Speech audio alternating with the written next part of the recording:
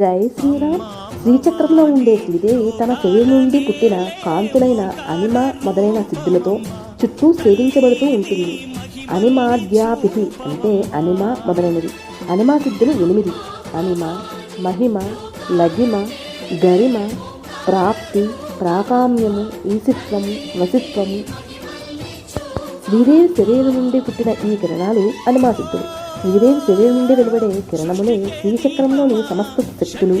ఆ శక్తులు శ్రీదేవి చుట్టూ ఉంటాయి. శ్రీదేవి మాత్రం శ్రీచక్రంలో మధ్య బిందువులో ఉంటుంది. మిగిలిన శక్తులు శ్రీచక్రంలో 9 ఆవరణలోనూ ఉంటారు. శ్రీదేవి సౌందర్యము సర్వ జగత్తును మోహింపచేసే అప్సరసను సైతము మోహింపచేస్తుందని, శ్రీదేవి సౌందర్యము లోకోత్తరమని, వర్ణాతీతమని, అందుకే బ్రహ్మాదుడు సైతం ఆమె సౌందర్యాన్ని వర్ణింపలేకపోయారని గ్రహించాను. దేవీ సౌందర్యాన్ని పూర్తిగా అవగాహన చేసుకున్నవాడు శివుడు మాత్రమే. ఆ సౌందర్యం ధ్యానించే వారికి శివ సాయుధ్యమే ఫలము. ఓం